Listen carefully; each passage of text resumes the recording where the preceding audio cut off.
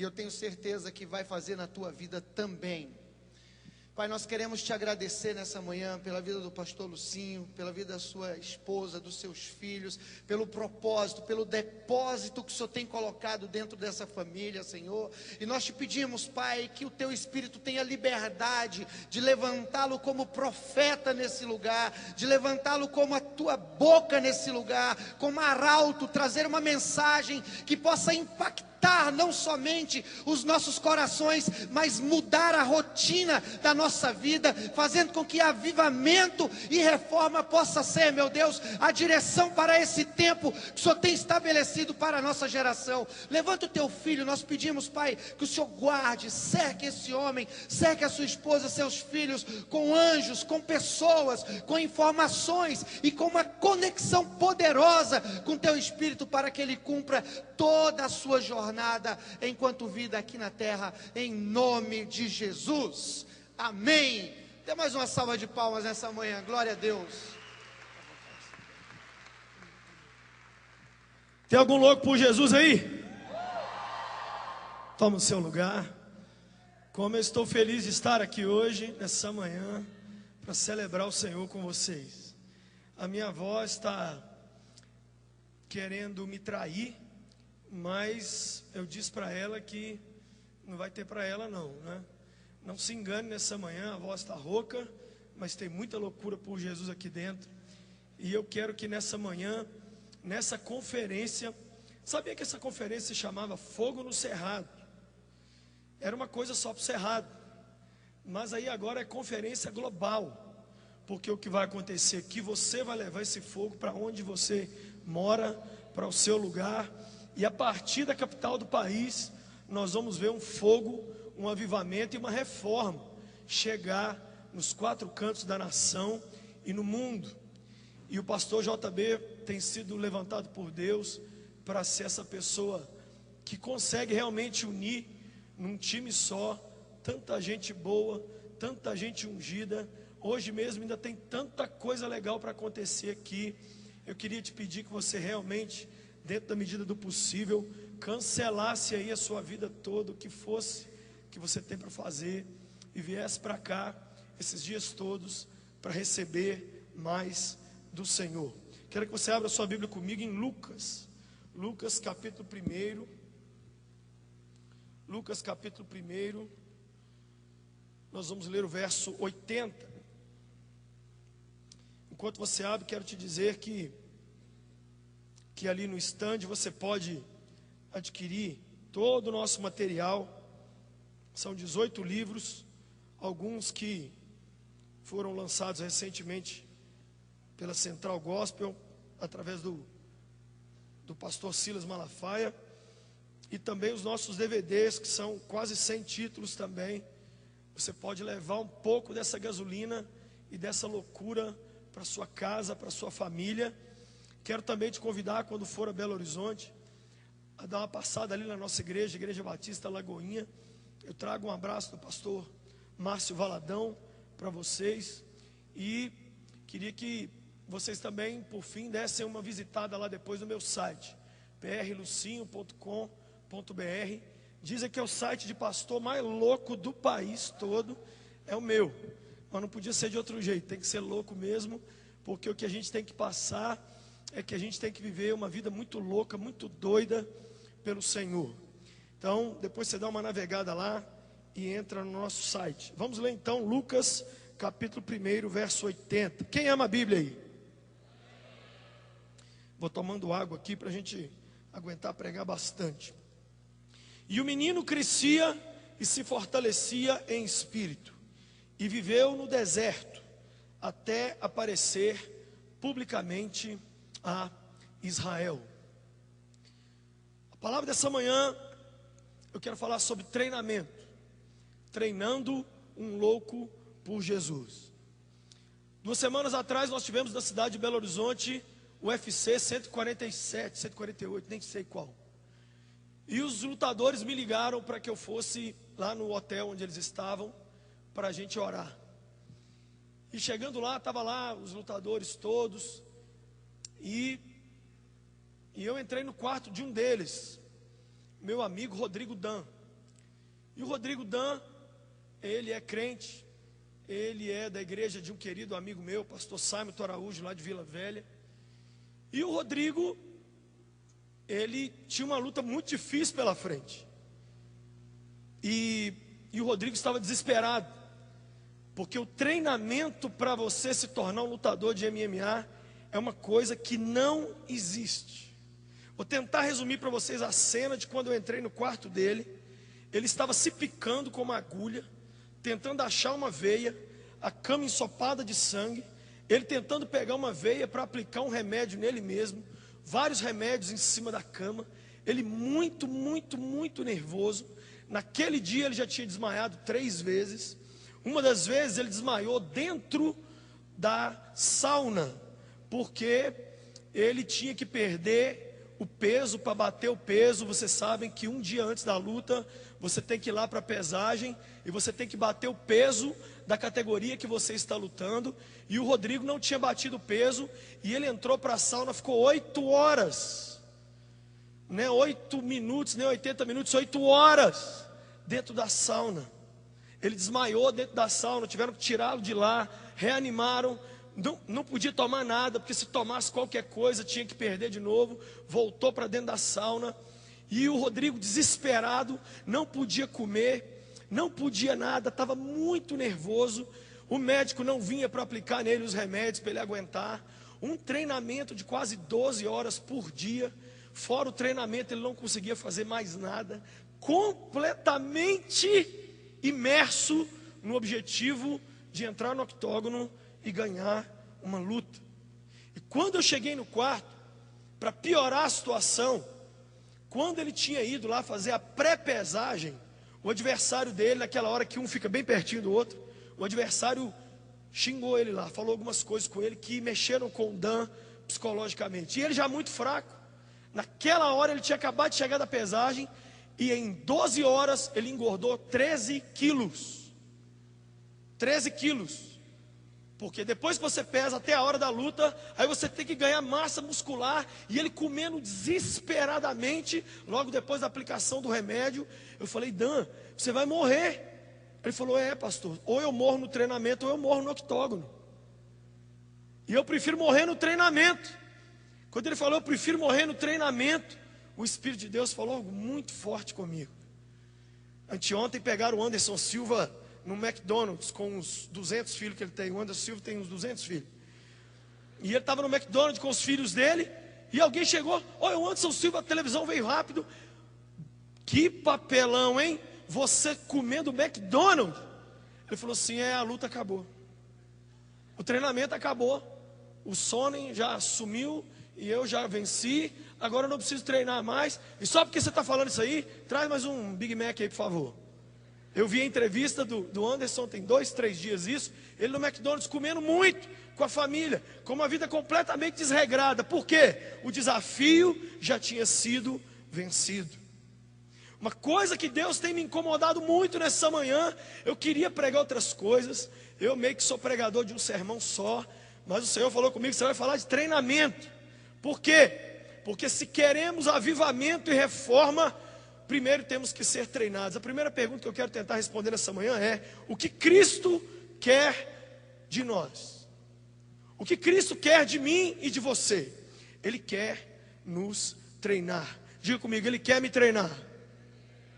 O verso que nós lemos mostra o único verso da Bíblia Sagrada que mostra o treinamento pelo qual passou aquele que talvez tenha sido o maior louco por Jesus da Bíblia, João o Batizador. João, completamente doido. O cara barbudo, a roupa dele não era muito na moda, só tinha um sermão só pregava marretada. Na hora do batismo ele fazia os outros confessar o pecado. Já imaginou você na fila para ser batizado por João? E aí, playboy, o que você está fazendo aqui? Não, eu quero batizar. Batizar de quê? Não, fala, menino. Eu tenho umas revistas lá em casa. Isso, fala mais alto que o povo não está ouvindo, não. Não, umas revistas. De quê? Da Mônica não é. Revista, seu João. Fala, menino! Olha, eu mexo com pornografia e eu estou arrependido e eu quero me batizar. Ai, então cala a boca. Próximo. João, doidão da cabeça, pôs o dedo na cara do rei, falou com o rei: você está pegando a sua cunhada, está errado. Profeta doido, doidinho da cabeça. O povo vinha para ouvir o sermão dele, ele falava assim: o que vocês estão fazendo aqui? Raça de víbora, sepulcro caiado, tem que morrer, praga. Arrepende! Vocês estão achando que só porque é filho de Abraão está tudo bem? Vai morrer, hein? Acabava o sermão, o pessoal vinha conversar com ele: ô, senhor João, gostei tanto do sermão. Soldados, o que a gente tem que fazer? Para de abusar dos outros e roubar dos outros. Aí vinha os políticos: o que a gente faz? Você tem que parar de ser corrupto. As categorias vinham conversar com João no final do culto. Ele lavava a alma do povo. João foi uma das pessoas mais especiais do mundo. Olha o que ele fez: ele preparou o caminho para a chegada de Cristo. Ele foi o maior profeta que já viveu. Ele começou o trabalho para Jesus terminar. Segundo Cristo, ele foi o maior homem que já viveu. E no currículozinho dele fraco, vamos ver qual currículo que é mais forte, se é o dele ou do Anderson Silva. O Anderson Silva, estou vendo que ele vai aposentar invicto. Mas o João: ô João, o que você já fez de legal para Deus? Ah, expulsei uns demônios, curei uns enferminhos, preguei um sermãozinho. Ah, eu também certa vez batizei o próprio Deus. Como é que é? Um dia que eu ainda olhei na fila na minha igreja, a minha ovelha era Jesus, e ele falou: me batiza, pastor João. Eu falei: mas nunca. Ele falou: vai sim, senhor. Eu falei: não vou, que eu não sou doido, eu não posso tirar a sua sandália havaiana do pé. Ele falou: vai batizar sim, cumpre toda a lei. E ele batizou o Filho de Deus. Agora pensa num homem desse tamanho, que Cristo disse que foi o maior homem que já viveu. Que tipo de treinamento um cara desse precisava para fazer o que foi chamado para fazer? Só tem um verso na Bíblia que mostra. Eu quero te mostrar qual foi exatamente, o que foi exatamente que esse homem viveu, para ele passar o que ele passou. Viveu uma vida louca e por isso morreu uma morte louca. Uma morte louca, gente, é resultado de uma vida louca. João era tão imerso na sua missão, ele era tão doido para poder ser. O que era João, gente? Ele era o Faustão, ele era o Gugu, o Ratinho, ele era o apresentador do show. Ele chegou, abriu as cortinas, falou: senhoras e senhores, com vocês, o Filho de Deus, e saiu fora. E ele entregou o show para Jesus. Você sabe que a palavra show no inglês significa mostrar. Show não é necessariamente espetáculo, é apresentar. To show, mostrar, apresentar. Foi isso que João fez. E qual é a nossa função hoje, se nós não somos exatamente isso? Apresentadores de Jesus. Placas na beira do caminho que apontam em direção à glória de Deus. O grande problema do homem e da mulher de Deus é quando ele para de apontar para a resposta e ele decide ser a resposta. Ninguém pega um carro e sai na rua procurando placa. Ai, placa, eu te achei, ainda bem. Não, nós queremos chegar aonde a placa está apontando. Você e eu somos exatamente isso, uma placa, nada mais do que isso. E o Senhor quer nos usar nessa última hora, nessa geração, para nós sermos como João. Avivalistas, pessoas que preparam um caminho para ele chegar, pessoas que vão abrir a cortina para ele continuar o show, pessoas que vão levar a glória de Deus para as nações. Mas para isso tudo, precisamos ser treinados. E só esse verso esconde 4 segredos daquilo que João viveu nesse treinamento que eu quero falar com você nessa manhã. Então, a primeira coisa, Cristo quer nos treinar. Olha aí os 4 segredos que tem nesse verso de Lucas 1:80. Diz assim: e o menino crescia e se fortalecia em espírito e viveu no deserto até aparecer publicamente a Israel. Primeira parte aí eu quero falar, a primeira palavra que aparece é e o menino. Diga comigo, menino. João foi menino. Não tem problema a gente um dia na vida ter sido menino, mas continuar menino não dá. Nós temos que amadurecer. Cristo não vai entregar uma grande obra e um grande tesouro para crianças. Trabalhos idiotas, bobinhos, a gente chama menino para fazer. Meu filho, pega um chinelo para o papai. Ele vai. Agora ninguém aqui tem coragem de falar assim: ô meu filho, toma aqui a chave do carro, menino de 5 anos, e vai lá no aeroporto buscar o pastor Miles que acabou de chegar. E é necessário maturidade à medida que os trabalhos e desafios ficam mais sérios. Deus não vai pedir crianças para fazerem coisas importantes. João foi menino, mas ele já não era mais. Qual a idade espiritual você daria para você hoje, se você fizer um cálculo matemático relacionado com o seu tempo de conversão? O escritor de Hebreus diz assim: a essa altura vocês já deviam ser mestres, mas ainda são meninos. Sabe qual que é o problema de menino, gente? Menino faz as coisas para os mais velhos limpar. Faz as, né, você sabe, número 1, número 2. Teve um dia que a minha filha fez 3 coisas em mim. Ela golfou em mim todo, ela fez xixi em mim e ela fez o outro também, tudo assim, de escorrer. Quem teve que limpar ela? Eu. Criança chora, quem tem que se virar com o choro? Ela não resolve o choro dela, alguém tem que resolver. Muita gente ainda criança, querendo fazer para Deus grandes coisas, e Cristo nessa manhã chama a gente: sai dessa imaturidade, já deu esse tempo seu de beicinho, de ficar dodói, de falar: ai Senhor, por que não, Senhor, não aconteceu nada na minha vida até agora, olha a vida de fulano e a minha vida até agora não aconteceu nada. Acabou! É uma manhã para arrancar a chupeta, arrancar a fralda, arrancar esse bico, arrancar essas coisas de criança. Ai, quem vai olhar para mim? Que hora que o meu nome vai ser citado? Ai, eu tô triste. João foi menino um dia, mas ele cresceu. Sabe o que a gente odeia? Brasileiro odeia processos. Odiamos processos. A gente quer milagre. Mas preste atenção no que eu vou dizer. Milagre é exatamente Deus ter que fazer instantaneamente aquilo que deveria ter sido feito naturalmente. Então, por exemplo, milagre, acho que você nunca ouviu essa frase na vida, mas você vai ouvir hoje. Milagre não é uma coisa legal de você pedir, porque para pedir um milagre tem que implicar numa perda muito grande antes. Por exemplo, última coisa que eu quero na minha vida: um milagre no meu casamento. Milagre no meu casamento significa, sabe o quê? Eu não quis obedecer o processo natural de crescimento. Alguma coisa deu errada, agora eu preciso que Deus faça em 1 segundo aquilo que eu deveria ter feito em anos de relacionamento com a minha mulher. Não sei porque que a gente tem essa idolatria com milagre. Eu estou precisando de um milagre na minha igreja. Você está precisando de um milagre na sua igreja? Graças a Deus, eu não estou precisando de um na minha. Temos que tomar cuidado, hein? Estamos cantando demais sobre o milagre. Devíamos cantar mais sobre o processo. João não apareceu na terra com 30 anos de idade. Cristo fez questão, Deus fez questão de João ter 1 ano, 2 anos, 3 anos, 5 anos, 7 anos. Mas nós odiamos isso. Por quê? Porque nós temos micro-ondas em casa, internet a cavalo. Nós temos miojo, tudo instantâneo, tudo na hora. Aí a gente omite os processos e depois quer que Deus venha e faça em 1 segundo. Mesma coisa com a saúde. Olha como que se aplica em tudo. A gente não cuida da saúde.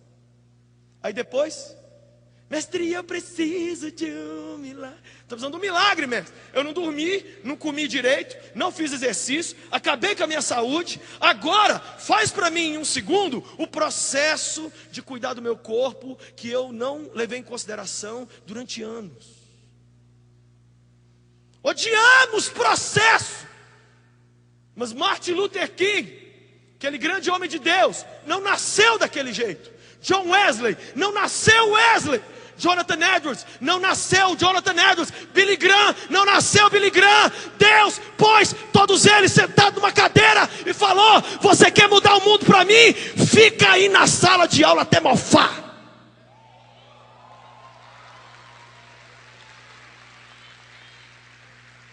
Ah não, Deus, eu não quero não, Senhor. Eu estou querendo o quê? Milagre. Milagre. Fala para quem está do lado aí: troque o milagre pelo processo.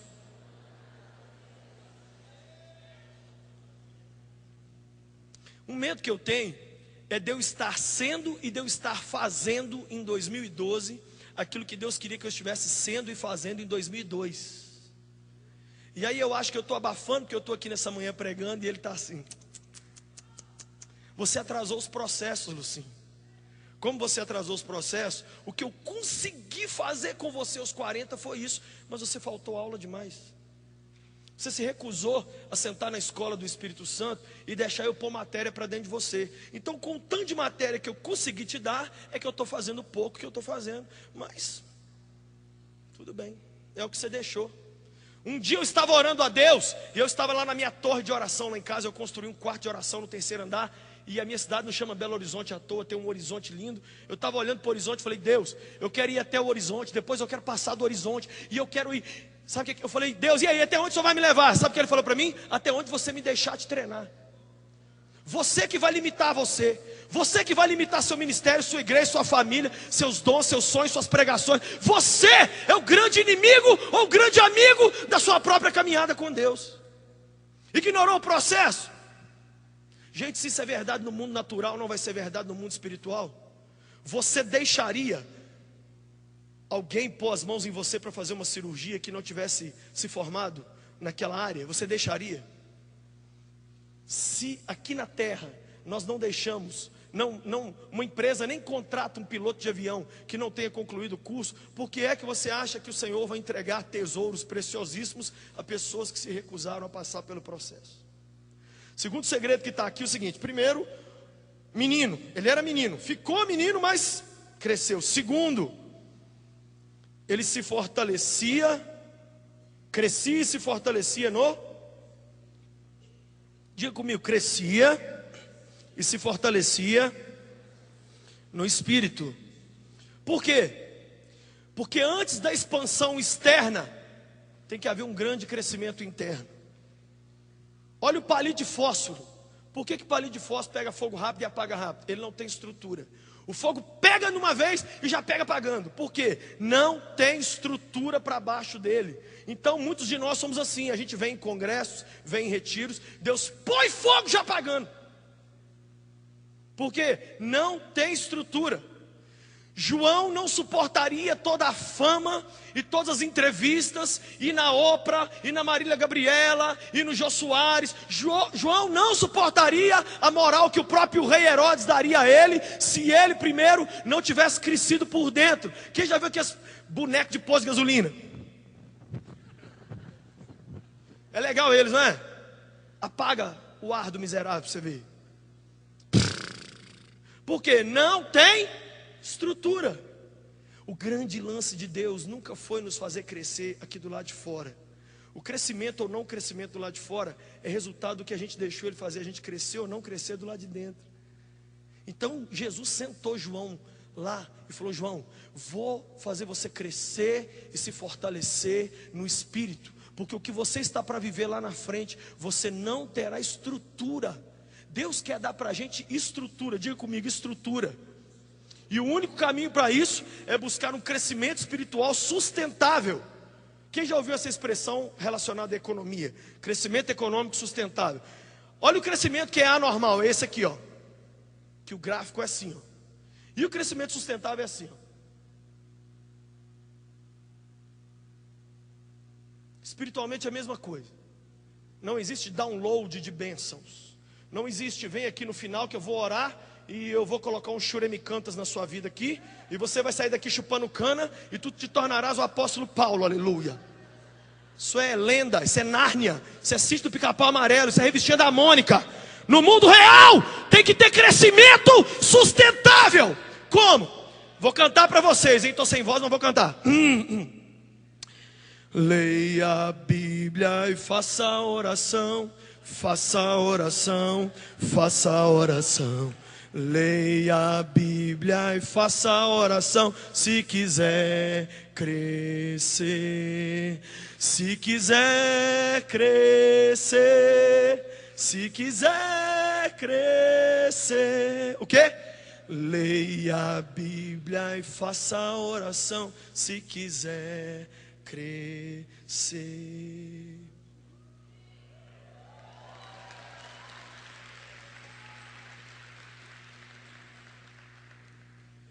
Não dá para a gente fazer só manutenção do lado de dentro e querer que tudo cresça do lado de fora. Repita comigo: o que vai acontecer do lado de fora está intimamente ligado ao que eu deixar Deus fazer do meu lado de dentro. Tem lutas na vida e tem coisas que a gente vai passar, que Deus começa a treinar a gente 20, 30 anos antes. É muito louco isso que eu estou falando. Eu morei nos Estados Unidos, e quando eu trabalhei nos Estados Unidos, eu fui ajudante de garçom, e todo chefe meu gritava comigo. Me gritava mesmo, me xingava. Mas xingava alto: ô vagabundo, hey you dog, chamava de cachorro. E eu assim, um monte de mesas. Eu lembro como se fosse hoje, porque é coisa ruim a gente grava, 22 de novembro de 1989, dia de ação de graças nos Estados Unidos. Eu trabalhei 19 horas, igual cachorro, dentro de um restaurante. Nessa época eu tinha 17, 18 anos, sei lá quanto que eu tinha. Eu estava com 17 anos, e eu trabalhando igual doido, igual cachorro, lá dentro. E o patrão, eu limpando as mesas, porque saía aquele monte de gringo, chegava gringo, saía gringo. E eu limpando, e ele chegou e falou assim: Lúcio, você está muito devagar, cachorro. Ô Jesus, o que esse cara está me chamando de cachorro, caramba? Gente, mal sabia eu que eu escutaria no futuro muito mais do que cachorro. E ao ser chamado de cachorro, eu estava preparando para ser chamado de outros nomes. Aí entrei, comecei a trabalhar com jovens, quase 20 anos atrás. Sabe o que eu fazia? Vocês não vão acreditar, é uma blasfêmia, mas eu fazia. Eu punha gelo seco na igreja, 20 anos atrás. Punha luz colorida, subia na bateria e pulava em cima da galera. Vinha vestido de Chapolin, Super-Homem, Chaves, o que pintasse na reta. Sabe o que eles me chamavam? Transformador de igreja em boate. Você está trazendo o mundo para a igreja. Uma conversa. Hoje, qualquer igreja congelada, Brastemp, igreja Prosdóxito, qualquer uma que eu vou, é gelo seco, é fumaça, é o Homem-Aranha trepando, é uma confusão. Eu fico olhando e falo assim: caramba, na minha época, a Inquisição veio atrás de mim e quase me matou. Cristo estava me fazendo crescer aqui dentro, para eu aprender a ouvir coisas que eu não gosto, e aquilo não me tirar do meu foco. Gente, João passou cada coisa. A história desse cara é muito doida. Ele foi sendo construído por dentro. Ninguém dava nada por ele. Às vezes ninguém dá nada por você. Olha para você assim, baixinho, baixinho. Olha e fala assim: não sabe que ali dentro tem um Anderson Silva assim, ó. Tem um Kung Fu Panda pronto a bater em 1 milhão. E tem outros que parecem super magníficos, poderosos. Quando você põe eles no octógono, ai, ele falou que vai me bater. Vira homem, coisa. Deus tem que nos treinar. Deus tem que nos treinar. Eu vou repetir: Deus tem que nos treinar. Senão, não seremos relevantes para essa geração. Terceira parte do treinamento de João. Primeira parte, ele era menino, mas não ficou menino. Segunda parte, ele crescia e se fortalecia no espírito, no invisível, dentro. Terceira parte, e vivia no... Fala, crente boca murcha. Vivia no... Que amarração de mixaria. Eu estou arrebentando a minha voz aqui, vocês aí economizando. Vivia no deserto. Ah, meu irmão. Por que no deserto? Porque o deserto nos põe a sós com Deus. João sentava nas dunas do deserto, ele só via lagartixa. Gente, antes de multidões quererem nos ouvir, nós temos que ter um auditório de um. Viva para o auditório de um. Pregue para esse um. Ame esse um, cante para esse um. Entregue seus ministérios, seus dons para esse um. Aí quem sabe ele não te coloca diante de uma multidão. Os primeiros que ouviram o sermão de João foram as lagartixas. O segundo motivo que Deus leva a gente para o deserto é exatamente isso. Porque o deserto é perfeito para a gente ensaiar. Você sabe quantas vezes eu preguei diante do espelho? Quantas vezes eu preguei sozinho assim, ó. Imagina João pregando para as dunas. Dunas do inferno, converte praga ruim. Vocês estão achando que vocês vão ficar aqui de bobeira? Duna surfistinha, converte. Lagartixa de Satanás. Você está achando que você vai ficar com esse rabo andando para lá e para cá e Cristo não vai pedir conta?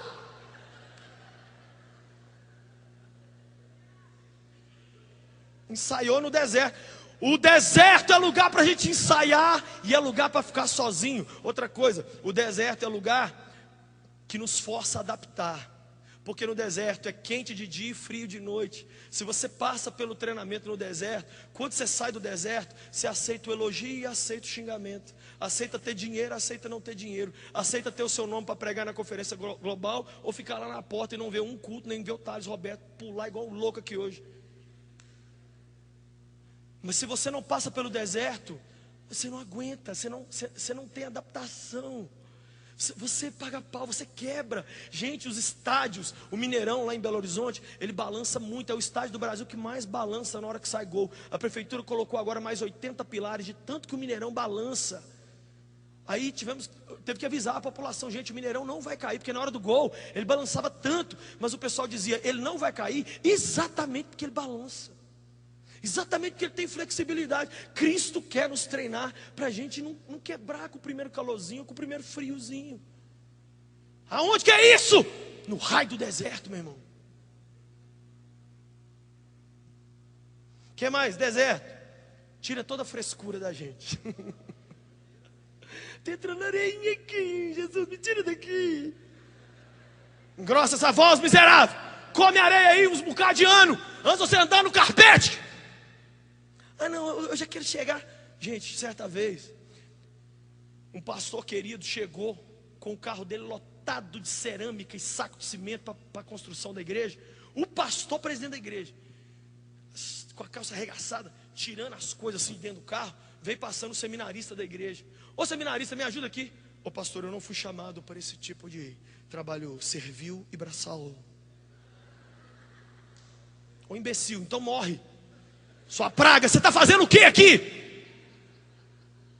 Gente, eu já falei isso aqui na comunidade, vou repetir. A vida é igual um videogame. Não adianta tentar pular as fases. Se você pular a fase, quando você chegar na última, você não pegou as manhas para matar o chefão. Eu jogo videogame quase todo dia com meu filho, eu sei isso. Pula aí, pai, pula. Filho, não adianta pular, porque quando chegar lá no final, aqui é Satanás aparecer, a gente não sabe o que fazer. Você que está aqui, jovem solteiro. Ah, tá tudo lindo, eu quero casar. Ah, aí você casa. Aí vem um problema lá no meio do casamento. O que é que eu faço agora? Peraí, deixa eu ver deixa eu buscar os arquivos do deserto. O que Deus me ensinou sobre o deserto? Ele tirou de mim a frescura.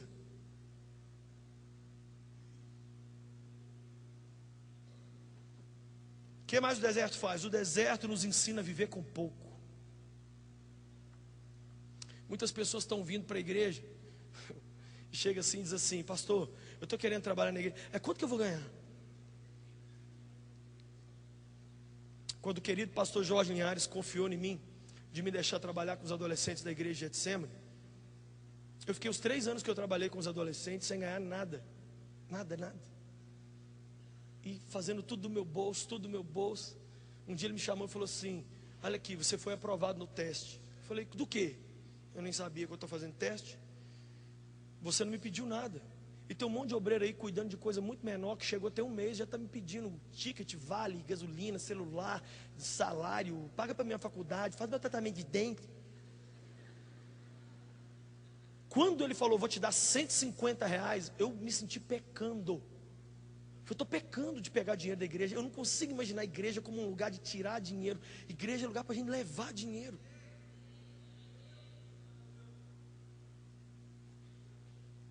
Aí ele foi mas aí eu sempre tinha um sonho.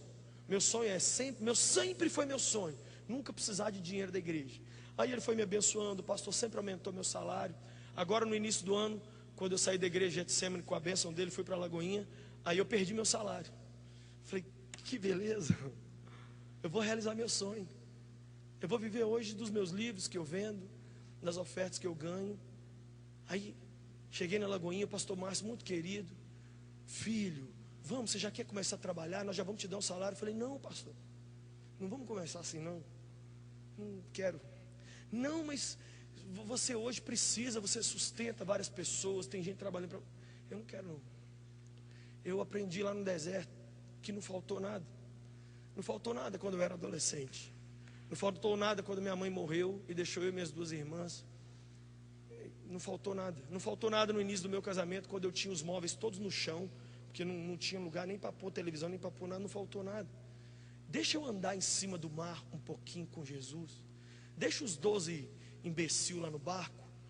Gente, é muito doido quando Jesus vira para você e fala assim: quer ficar aí na segurança do barquinho, com esses 12 boca fedida aí?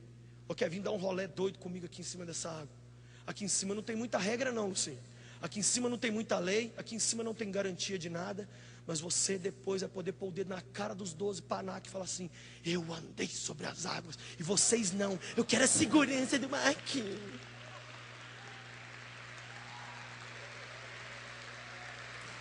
Só anda sobre as águas quem se deixa treinar.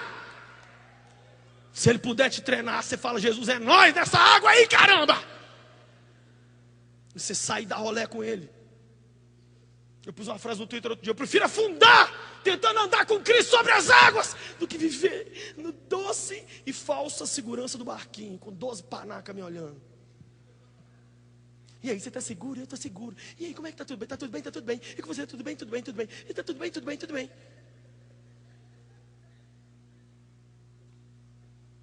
O deserto nos prepara. O deserto também é o lugar onde nós encontramos nossas ovelhas. Foi no deserto que João encontrou o povo que ele ia pastorear. Você sai do deserto, você não tem igreja. A igreja de João era no deserto. Você sai do deserto, sabe o que você perde? Cristo. Foi no deserto que João encontrou Cristo.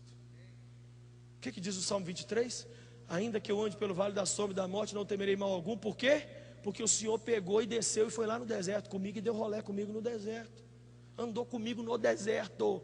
É no deserto que a gente vê os maiores milagres, as maiores manifestações de Deus. É no deserto que Cristo chega e falou: João, eu estou aqui. É no deserto que Deus vai mandar as pessoas para te ajudar. É no deserto. Agora olha a última frase: até aparecer publicamente a Israel. O que significa isso? A aparição pública de João foi resultado da aparição de João durante anos, só diante de Deus. Quando Deus fez a Rede Globo entrevistar João e colocou ele no G1 e fez João aparecer no programa da Oprah, da Marília e do Jô, ele já estava aparecendo diante de Deus há muito tempo. Quando as cortinas se abriram, João deu uma banana para todo mundo. Aquilo não emocionou João. Ter uma igreja de 5.000 pessoas não fez uma cosquinha nele. Ter a Globo entrevistando ele o dia inteiro não fez cosquinha em João. Por quê? Porque quando Deus abriu as cortinas, ele já tinha preparado esse moço. Durante quanto tempo? 30 anos. Dizem os maiores estudiosos da Bíblia que João não ministrou durante 1 ano. Agora pensa a cabeça de Deus. Sentou o cara na sala de aula 30 anos para ele ministrar alguns meses. E nós queremos exatamente o contrário: estudar alguns meses para ministrar uma vida inteira. E é esse capeta que eu vim condenar aqui nessa manhã. Essa coisa de fugir do treinamento. Não. Eu quero assim, por osmose, sabe, Senhor? Esfrega um apóstolo desses aqui em mim e eu sair daqui voando. Negócio de treinamento, não. Não tem tempo para deserto. Quer saber do negócio de crescer e fortalecer espírito? Eu quero a vitória aqui fora mesmo. Não tem negócio de menino, eu vou continuar menino o tanto que eu quiser. E negócio de aparecer em Israel, eu quero aparecer agora. Abre a cortina aí, caramba. Deus fala assim: você não serve para ser nem contra a regra. Você não serve para ser nem coadjuvante, nem de figurante. Você pode aparecer no filme, que dirá de ator principal. Senta aí e aprende, cara. Senta aí e aprende, garoto. Deus está dizendo para nós nessa manhã que antes dele fazer qualquer reforma, qualquer avivamento lá fora, ele tem que fazer isso dentro de nós. É uma manhã para a gente pensar que nós temos que ser os grandes auditores da nossa própria alma. Porque o apóstolo Paulo disse que se nós nos julgássemos a nós mesmos, não precisaria de ninguém de fora vir falar nada. Se você xingasse você mesmo, se você chegasse diante do espelho, eu faço isso quase todo dia, chego diante do espelho e falo, tu és um panaca do Senhor, idiota imbecil. Se você fala isso com você, e se você está sempre indignado com o seu pouco amor, com a sua pouca, aí não precisa Deus levantar ninguém para pôr o dedo na sua cara e falar, o idiota imbecil. Mas quando a gente não tem essa atitude para com a gente mesmo, aí Cristo é obrigado a levantar um endemoniado aí.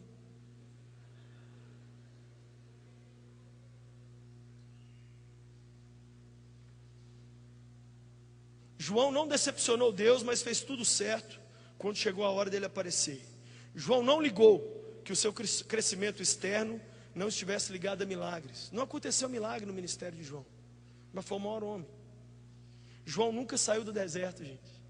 E o dia que ele saiu para morrer. O chamado de João era geográfico, era no deserto. Nós estamos num deserto espiritual. A tecnologia não melhorou o homem.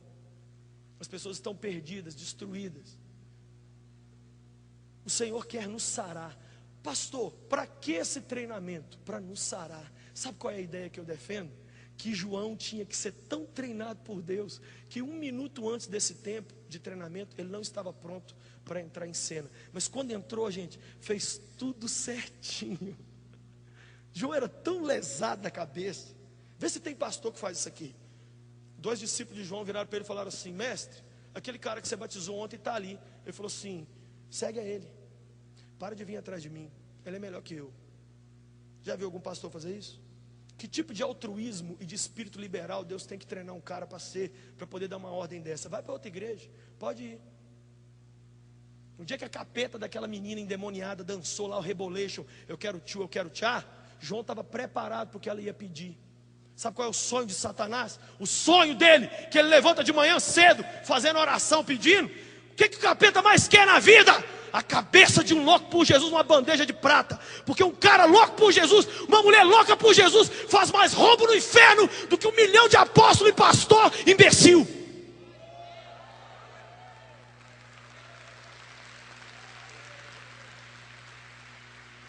Meu Deus, quando aquela menina dançou Rebolation lá, e o Herodes falou, o que você quer? Agora eu quero matar o Anderson Silva. Ele foi bem treinado, ele está acabando com a gente, eu não quero ver ele mais. João estava preparado para viver e preparado para morrer. João estava preparado para cumprir seu ministério, sua chamada. Ele não amarelou, ele não pipocou, ele não foi o Ronaldinho no final da Copa de 98. Ele estava pronto, porque ele sentou na escola do Espírito Santo. E o Espírito Santo falou, vou te ensinar, pega aí a caneta. Lição de hoje, tédio. O que você vai falar comigo hoje, Deus? Nada. É isso mesmo, tédio, fica aí.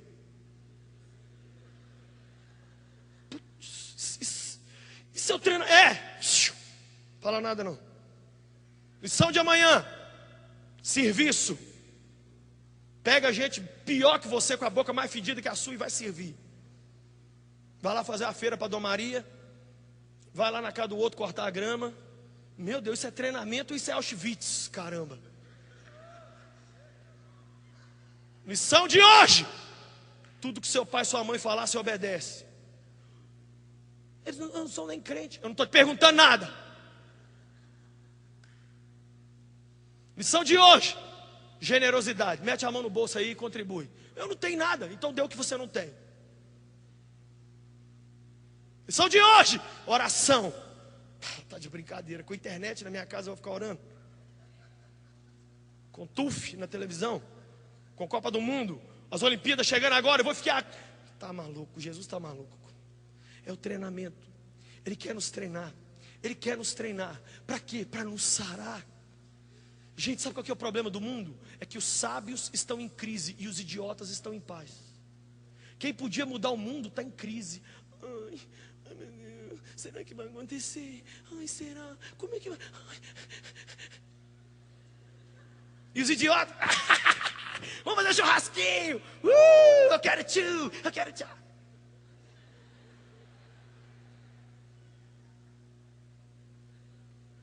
Mas se Ele te treina, é muito doido, porque nada te para, nada te para, nada te para. Tem um troço muito doido dentro de você que fala assim: vai, vai, vai, vai, vai, vai, vai.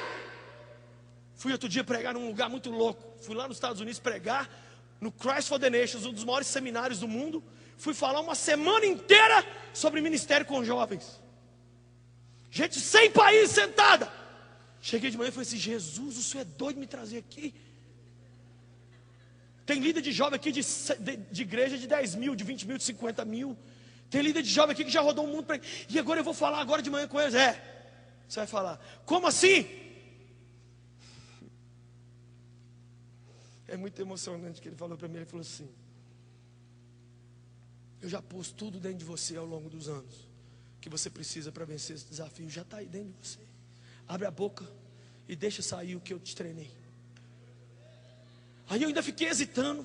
Aí ele falou comigo uma frase em inglês muito doida: Go get him, boy. Go get him significa pega, pega. Vai pegar eles. É a frase que os técnicos falam com os lutadores na hora que eles vão voltar para a luta. Fala assim, é tipo assim, vai lá e arregaça. Cheguei lá na frente, você que é bom de gringo me olhando.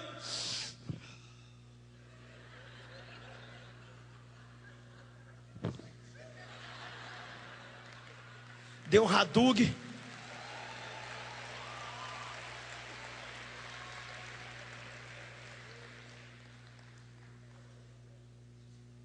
Deus quer nos sarar, porque nós vamos atender gente mais doente do que nós. E quando esses doentes vierem até nós, nós temos que estar sarados. Certa vez havia um grande guerreiro chamado Naamã, mas ele era doente. O que o rei de Naamã fez? Deu uma carta para Naamã e mandou ele lá em Israel, porque lá em Israel haveria cura. O que essa história quer dizer? O mundo está doente, e Deus está dando para o mundo uma carta, e está dizendo para o mundo: mundo, você está doente? Tem um cara lá em Israel que cura você. Sabe quem? A minha igreja. Vá lá na igreja que eu vou sarar você. E aí chega na igreja e encontra gente mais ferida do que Naamã. Sabe quem estava mais ferido do que Naamã? Geazi. Geazi estava endemoniada, que é a praga daquele menino. Não estava bem não. Agora o chefe dele tinha sido muito bem treinado, Eliseu, treinado por Elias. Tão bem treinado que, para não ficar emocionado com os presentes de Naamã, não saiu nem na porta para atender o milionário, o Eike Batista. E gente rica fica invocada quando você não dá moral para elas. O playboy nem saiu aqui para falar comigo. Eliseu tinha sido treinado. Esse cara não está precisando de mergulhar no Jordão. Ele está precisando de ter o orgulho dele tratado. Então eu não vou lá fora. Só gente treinada que sabe isso. Mas o possesso do Geazi não sabia de nada. Um menino que não estava se deixando treinar. Agora você pega uma história igual a de Davi. Gente, na hora que Davi chegou diante de Golias, Deus já tinha treinado o moleque. Ele já tinha matado urso, já tinha matado leão. Ele já tinha dentro dele tudo que ele precisava para jogar aquele gigante no chão. Por quê? Por quê? Por causa do negócio nojento que a gente foge dele, chamado sala de aula. Senta aí, filho, pelo amor de Deus. Jesus, o mundo está acabando, o Senhor está voltando. Olha as maremotas, terremotos. Eu não te quero usar tanto a ponto de te usar estragado. Você vai fazer vergonha no meu reino. Senta aí, menino. Quero ler com você um verso da Bíblia que está lá em Eclesiastes. Eclesiastes 10, verso 10.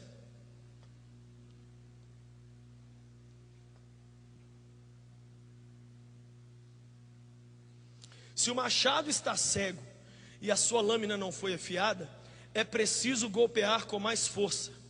Agir com sabedoria assegura o sucesso. Quero encerrar falando do machado. Eu e você somos machados na mão de Deus. Certa vez na Noruega aconteceu um campeonato de lenhadores. O campeonato foi muito legal, porque 2 lenhadores, um mais velho e um mais jovem, tinha tipo 20 árvores para serem jogadas no chão. Quem terminasse mais rápido ganhava. Não sei o que ganhava lá. E aí começou. O rapaz já tinha feito 2 árvores E o primeiro rapaz, o primeiro homem, ainda estava afiando o machado. E todo mundo rindo, e ele acabou de afiar, cortou uma, cortou duas. Aí, de tempos em tempos, aquele primeiro lenhador parava e afiava o machado. E o primeiro foi ligeirinho, papaléguas, correndo igual doido. Quando eu lá para a 15ª árvore afora, o machado dele estava tão cego que não conseguia cortar. E o outro, sem correr, afiava. Pá, pá, pá, pá, puf. Ganhou do outro. Para vocês terem ideia, o rapaz não estava na 17ª árvore, ele já tinha terminado a meia hora. Qual é o pensamento do Senhor? Ele quer nos afiar. Porque com a gente afiado, ele produz em meia hora aquilo que um cristão não afiado não produz em 30 anos. Ele quer nos afiar no nosso discurso, porque a gente vai falar 30 minutos e vai mudar a vida das pessoas, como antes 1 milhão de sermões nossos não mudariam. Se nós somos machado afiado na mão de Deus, Deus só mostra o machado para o capeta já deita. Agora muitos de nós estamos tão afoitos, queremos tanto ser os agentes do avivamento, queremos tanto ser os reformadores, que esquecemos da reforma pessoal, que esquecemos de olhar para dentro. Eu estou muito grilado com esse negócio. Deus, me mostra. Diga comigo uma frase, diga assim: o tempo gasto afiando o machado não é tempo perdido. Há um tempo atrás eu estava orando e Deus falando isso comigo: filho, eu preciso mudar você em algumas coisas. E eu sentei aos pés do Espírito Santo e Ele me deu uma lista. Durante 40 dias eu sentava na sala de aula dele e só tinha uma matéria por aula. A matéria era o pecado daquele dia que ele não gostava em mim. Eu fiquei insistindo muito com o Espírito Santo para ele me falar o que tinha em mim que não me agradava. E saiu 40 coisas. Dessas 40, 7 eu achava que eu estava abafando. Quer ver uma? A má administração do meu tempo. O Espírito Santo falou assim comigo: a lição de hoje na escola do deserto é a seguinte: você está administrando mal o seu tempo. Assim, Deus, eu estou tão bem nisso? Eu não acho. Ah, então você virou professor agora? Não, pai, mas veja bem. Não tem veja bem, filho. Eu estou te tentando mudar porque amanhã a sua vida vai turbinar tanto, a sua vida vai ficar tão doidona, que se eu não te treinar hoje sobre como administrar seu tempo, quando eu te der metade do que eu quero te dar, você não vai ter tempo para ir ao banheiro, para dormir, para preparar um sermão. Eu estou tentando te ensinar. Posso? Pode, Espírito Santo, pode. Eu disse para o Kleber ontem, eu vim com ele no avião, que o meu momento de oração é sempre o meu momento de aprendizado. E eu começo geralmente as minhas orações cantando exatamente a última música que ele cantou ontem. Eu preciso aprender um pouco aqui. Eu canto para Deus, porque eu estou na sala de aula. Se eu estou na sala de aula, professor, eu preciso aprender um pouco. Eu preciso aprender um pouco ali. Eu preciso aprender mais de Deus. Por quê? Porque Ele vai fazer através de mim o que eu deixei Ele me ensinar. Eu não vou dar o que eu não tenho. Se eu sou louco por Jesus e eu quero pôr essa geração doida, Ele tem que pôr muita doideira dentro de mim. Se eu quero amar e ver as pessoas amando, Ele tem que me ensinar a amar. Ele tem que me ensinar a matéria da fé. Ele tem que me ensinar a matéria da humildade. Ele tem que me ensinar a matéria do perdão. Tanta matéria que a gente está faltando a aula, gente. Nós temos que voltar lá atrás e falar: Espírito Santo, dá tempo ainda de eu sentar nessa cadeira aí, cara? Dá tempo. Outro dia eu falei isso com ele, estava desesperado, triste, chorando. Falei: Senhor, eu sou muito idiota. Ainda dá tempo de eu aprender, Deus. Eu a essa altura da vida cometi um erro idiota desse. Dá tempo. Sabe o que ele falou para mim? Ah, ele é demais também. Ele falou assim: eu chamei Moisés aos 80.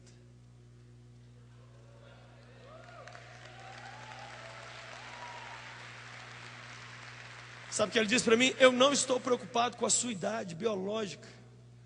Porque eu pego você, Lucinho, se eu quiser, em um ano, dos 40 aos 41, eu faço tudo que eu tenho para fazer na sua vida. Tudo, acabou. Eu não estou grilado com o tempo. Eu estou grilado com você me deixar te ensinar. Porque se não acontece a grande tragédia, e a grande tragédia é, você sabe qual é a grande tragédia? É crescer do lado de fora, é envelhecer do lado de fora, é ganhar dinheiro do lado de fora, é ganhar um nome do lado de fora, e dentro ser um anão. É vencer Jericó e perder para aí. Eu não quero envelhecer para ser uma pessoa que vai olhar para trás e vai dizer: Deus, puxa vida, faltei às aulas. Ou então fui às aulas, mas não quis aprender. Essa manhã eu quero orar com você. Eu quero pedir ao Espírito de Jesus que Ele nos encha. Só ouça essas perguntas aqui. E aí? Seremos meninos para sempre ou vamos deixar o Senhor nos treinar? Cresceremos e nos fortaleceremos no Espírito ou só buscaremos o crescimento externo? Aguentaremos o deserto ou fugiremos dele sem saber que é lá que Deus nos usará? Apareceremos um dia publicamente para o mundo para apresentar o Filho de Deus, ou ficaremos para sempre no anonimato do desânimo espiritual? Se fizéssemos uma entrevista com Herodias nessa manhã, ela estaria interessada em ter a sua cabeça numa bandeja? Ou como você não foi treinado, você não incomoda? Reformador, oi reformador, deixa ele te reformar, deixa ele te sarar. Eu penso tanto na história de Naamã. A Bíblia diz que Naamã era grande guerreiro, mas era leproso. E um dia eu estava lendo isso na Bíblia, Deus falou comigo assim, sabe por que eu queria curar Naamã? Porque se doente, ele fez tanta coisa. Imagina Naamã sarado. Você já imaginou você sarado nessa manhã? Já imaginou você sem esse ciúme? Já imaginou você sem a má organização do tempo? Sem a inveja? Já imaginou você generoso? Você já imaginou? Você consegue imaginar você com uma vida de oração constante? Já imaginou se você é uma pessoa que consegue ir até os que te feriram e pedir perdão? Você vai ter que aposentar invicto, igual o Anderson Silva, porque o Senhor vai te usar de uma forma tão maravilhosa. Fique de pé.